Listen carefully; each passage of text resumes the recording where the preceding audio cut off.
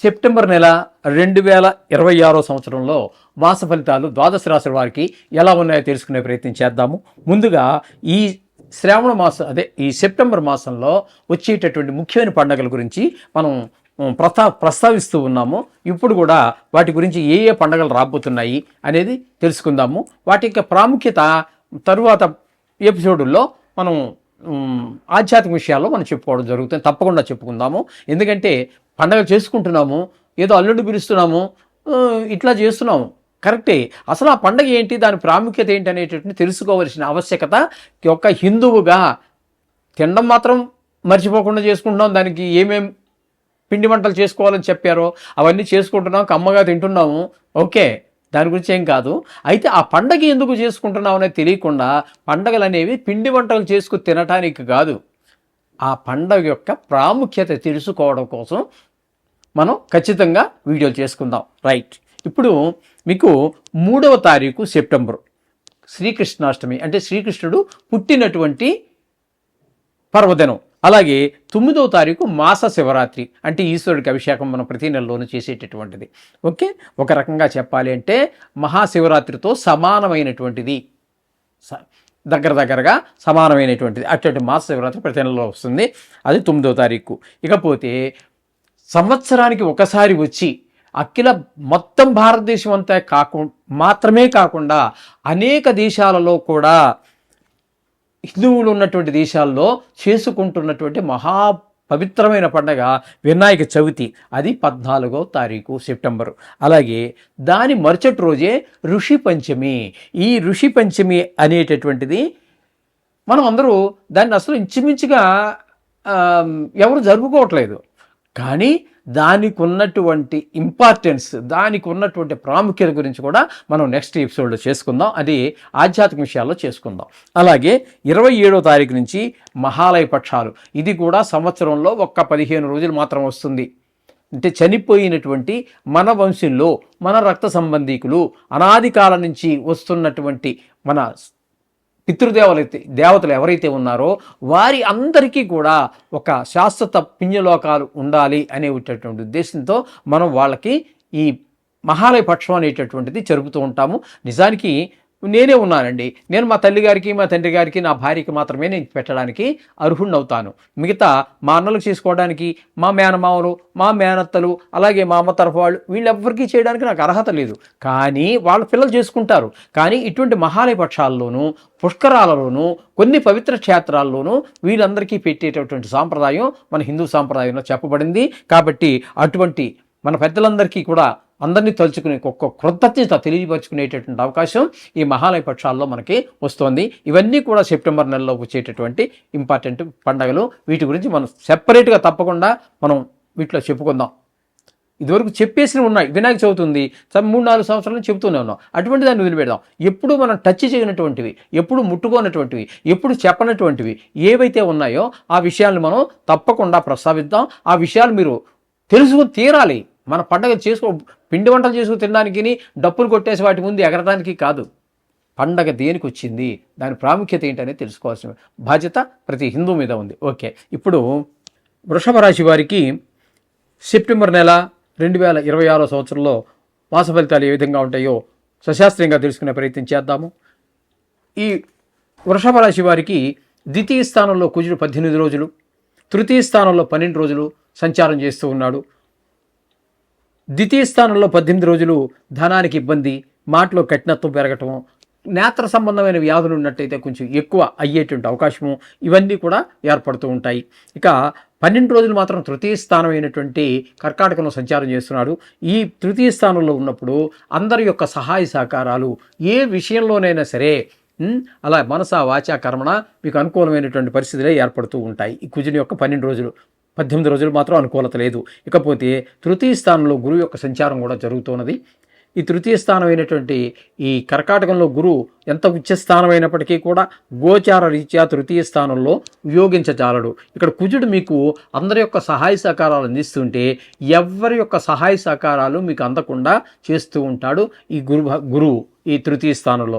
ఇకపోతే చతుర్థ స్థానమైనటువంటి సింహంలో బుధుని యొక్క సంచారం 7 రోజుల పాటు జరుగుతున్నది. ఈ 7 రోజులు మాత్రం మీకు అనుకూలమైనటువంటిది పరిస్థితులన్నీ ఉంటాయి. విద్య విషయంలో, భూమి, గృహము ఇత్యాది విషయాల్లో మీకు అనుకూలమైనటువంటి ఫలితాలే ఉంటాయి. అటు వీరికి షేర్ మార్కెట్ వాళ్ళకి కూడా ఈ 7 రోజులు బాగానే ఉంటుంది. తదుపరి ఈ బుధుడు 28 రోజుల పాటు 6వ స్థానంలో 5వ స్థానంలో సంచారం చేస్తున్నారు కన్యారాశిలో. ఈ బుధుడు 5వ స్థానంలో శుభ ఫలితములు ఇవ్వడు.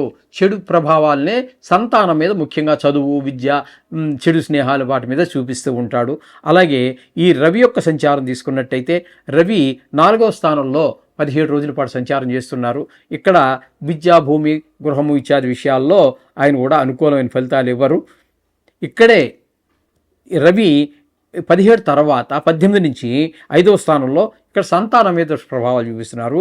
ఇక్కడ 4వ స్థానంలో ఉన్నప్పుడు గృహము ఇట్లాంటి వాసుల్లో పిల్లల యొక్క విద్య విషయాల్లో ఇబ్బంది పెడుతూ ఉన్నారు. ఇక్కడ 4వ స్థానం అయినటువంటి సింహంలోనే కేతుగ్రహ సంచారం జరుగుతోంది. 4వ స్థానంలో కేతుగ్రహ సంచారం ఆయన కూడా విద్య, భూమి, గృహము ఇత్యాది విషయాల్లో ఇబ్బందికరమైనటువంటి పరిస్థితులు ఉంటాయి. మొత్తంగా మనకి ఈ 4వ స్థానంలో బుధుడు, రవి, కేతు గ్రహాలు సంచరిస్తున్నాయి. కేతు పూర్తిగా నెల ఉంటాడు, రవి 17 రోజులు ఉంటాడు, బుధుడు 7 రోజుల పాటు సంచారం చేస్తున్నాడు. మొత్తంగా వీళ్ళకి ఈ రియల్ ఎస్టేట్ వ్యాపారం చేసేవారికి, వాహనాలు కొత్తవి కావచ్చు, సెకండ్ హ్యాండ్ కొని వాటిని రిపేర్ చేసి అమ్మేటటువంటి వారు కావచ్చు, వారికి అనుకూలమైన కాలము కాదు. ఒకటి ఓకే. ఇకపోతే 5వ స్థానంలో శుక్రుడు 2 రోజులు, 6వ స్థానంలో 28 రోజులు సంచారం చేస్తూ ఉన్నారు. ఈ శుక్రుడు 2 రోజులు పర్వాలేదు 5వ స్థానంలో ఉన్నప్పుడు, సంతానం మీద మంచి ప్రభావం చూసినప్పటికీ 28 రోజులు అంటే మోస్ట్ ఆఫ్ ది డేస్, అంటే నెల ఇంచుమించుగా సుమారుగా నెలంతా కూడా 6వ స్థానంలో సంచారం చేస్తున్నారు.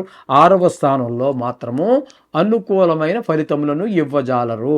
అంటే ఆరోగ్య విషయంలో కొద్దిగా ఇబ్బందులు ఉంటాయి, డబ్బులు విషయంలో టైట్ అయిపోతుంది, అప్పులు చేయవలసిన పరిస్థితి ఏర్పడుతూ ఉంటుంది. ఈ విధమైన పరిస్థితి అంతా కూడా ఇక్కడ మనకి 6వ స్థానంలో శుక్రుని యొక్క సంచారం వల్ల జరుగుతూ ఉన్నది. ఇక పోతే మిగతా గ్రహాలు చెప్పుకున్నాం కదా. ఇకపోతే 10వ స్థానంలో రాహుగ్రహ సంచారం. అంటే వృత్తిపరమైన మీరు ఏదో వృత్తి చేస్తూనే ఉంటారు కదా, అది గవర్నమెంట్ ఉద్యోగం కావచ్చు, ప్రైవేట్ ఉద్యోగం కావచ్చు, లేకపోతే వ్యాపారం కావచ్చు. ఎవరో ఒకరు అంటే పూర్తిగా బెడ్ రిడెన్ అయిన వాళ్ళు తప్పితే మిగతా వాళ్ళందరూ కూడా ఏదో వృత్తి చేస్తూ ఉంటారు. ఆ వృత్తిలో ముందుకు వెళ్ళకపోవటం, శ్రమకి తగినటువంటి ఫలితం రాకపోవటం, ఆ వృత్తిపరమైనటువంటి ఇబ్బందులు, లేకపోతే ఎవరో ఈ ఇన్కమ్ ట్యాక్స్ వాళ్ళు, సేల్ ట్యాక్స్ వాళ్ళు ఎవరో వచ్చి ఇబ్బంది పెట్టడం, ఫుడ్ ఇన్స్పెక్టర్స్ ఇట్లాంటి ఇబ్బందులు ఎదుర్కోవడం లాంటి పరిస్థితులన్నీ కూడా 10వ స్థానం రాహు వల్ల కనబడుతున్నాయి. ఇకపోతే ఏకాదశ స్థానంలో శని భగవాన్ యొక్క సంచారం మాత్రం మీకు చాలా మంచి ఫలితాన్ని ఇస్తుంది. మీకు ఏకాదశ స్థానంలో వల్ల మీకు లాభం, మీరు ఊహించినటువంటి లాభాన్ని పొందగలుగుతూ ఉంటారు. మీరు చేసేటటువంటి ఉద్యోగం కావచ్చు, వ్యాపారం కావచ్చు, ఏదైనా సరే ఎక్కడో ఎవరి దగ్గర పనిచేస్తున్నారు, లాభం మీకు వచ్చేటువంటి అవకాశం ఏముంది, మీ పనిని ఆయన మెచ్చుకుంటారు. లేదా ఒక సీట్ నుంచి కొంచెం దానికంటే ఉన్నతమైన స్థితిలో అతని కంపెనీలో, అతని ఫ్యాక్టరీలో, అతని ఇండస్ట్రీలో ఏదో అక్కడ మీకు కొంచెం ఉన్నతమైనటువంటి పరిస్థితి కల్పించడం, ఇట్లా మొత్తం మీద లాభస్థానంలో ఉన్నారు కాబట్టి ఆర్థికంగా కావచ్చు, ఉన్న పదవి నుంచి కొంచెం పెద్ద స్థాయి కావచ్చు, ఏదైనా మొత్తం మీద ఒక లాభం మీకు చేకూర్చి తీరతాడు శని భగవానుడు నెలంతా కూడా. ఈ విషయాన్ని మీరు గమనించుకోవాలి. ఈ విధంగా మిథును యొక్క సంచారం అంతా కూడా ఈ రాశి వారికి ఫలితాలు ఉన్నాయి. కాబట్టి ముఖ్యంగా మనం చెప్పుకోవాల్సిందంటే ఇందులో పూర్తిగా మీకు నెలంతా సుఫలితాలు ఇచ్చేటటువంటి గ్రహం ఏదైనా ఉంది అంటే అది శని భగవానుడు ఒక్కడే. మిగతావన్నీ పర్వాలేదు. బుధుడు కూడా 27 రోజులు, మిగతావన్నీ 10 రోజులు, 17 రోజులు పాక్షికంగా మాత్రమే అనుకూలిస్తున్నాయి. వీరు కూడా నిత్యము నవగ్రహ జపం చేసుకోవటం కానీ, వీలుంటే నవగ్రహ ప్రదర్శన చేయటం, ఇవన్నీ కూడా చేసుకుంటే చాలా మంచిది. ఇది ఒక నిత్యకృత్యము. ఇది ప్రతిసారి చెప్పవలసినటువంటి పని లేదు. మీకు ఎవరికి పూజ చేసుకోమని రోజు చెప్తున్నామండి మేము? లేదు. ఇది మీరు పూజ చేసుకోండి. మామూలుగా పూజలోనే ఈ 9 శ్లోకాలు చదువుకోండి, సరిపోతుంది. చిన్ని దోషాలన్నింటినీ కూడా నివృత్తి అయిపోతుంది. ఒకవేళ దోషాలు ఎక్కువగా ఉన్నట్టయితే, ఇప్పుడు జ్వరం 100 ఉన్నప్పుడు ఒక రకంగా ఉంటుంది ట్రీట్మెంటు, 103, 104 వచ్చినప్పుడు ట్రీట్మెంట్ వేరుగా ఉంటుంది. కాబట్టి దోషం ఎక్కువగా ఉన్నప్పుడు, అవి జాతకరీత్యా ఉన్నప్పుడు మనం దానికి వేరే ప్రత్యామ్నాయాలు మనం చేద్దాం. ఇందులో ప్రత్యామ్నాయంగా అంటే పెద్దగా కార్యక్రమాలు చేయవలసి వచ్చి ఈ పెద్దగా చేయవలసినటువంటివి 4 గ్రహాలు: గురువు, శని, రాహువు, కేతువులు. ఇవి ఎందుకంటే గురువు 1 సంవత్సరం ఒకే రాశిలో ఉంటాడు. అలాగే రాహుకేతువులు 1.5 సంవత్సరాలు ఉంటారు. శని భగవానుడు 2.5 సంవత్సరాలు ఉంటాడు. అదే ఏళ్ళనాడు శని కనుక అయినట్టయితే మొత్తంగా 7.5 సంవత్సరాల పాటు ఉంటారు. కాబట్టి ఆ 4 గ్రహాలకే కొంచెం ఎక్కువ ఖర్చు, ఎక్కువ శ్రమ. అది కూడా ఖర్చు పెట్టుకోలేనన్న వారికి సులభమైన మార్గాలు చాలా ఉన్నాయి. మమ్మల్ని సంప్రదిస్తే తప్పకుండా మీకు దానికి సంబంధించినటువంటి సూక్ష్మమైన మార్గాలు తెలియజేస్తాము. తప్పకుండా మీరు పెద్ద వాటికి డబ్బు ఖర్చు పెట్టలేమో అనుకున్న డబ్బు ఖర్చు పెట్టగలిగి ఉండే మాత్రం మా చేయొద్దండి. అది మీకు ఫలితాన్ని ఇవ్వకపోవచ్చు కూడా. ఎందుకంటే డబ్బులు జేబులో పెట్టుకొని ఆకలి వేస్తుంది, ఏమి తినకపోతే ఏంటి ఉపయోగం? ఈ డబ్బులు జేబులో ఉండి ఆ విధంగా ఉంటుంది. అందుచేత మీరు దాని గురించి వివరాలు కావాలంటే కింద మాకు కనిపించేటటువంటి నెంబర్కి ఫోన్ చేసి తెలుసుకోవచ్చు. శుభం భూయాత్.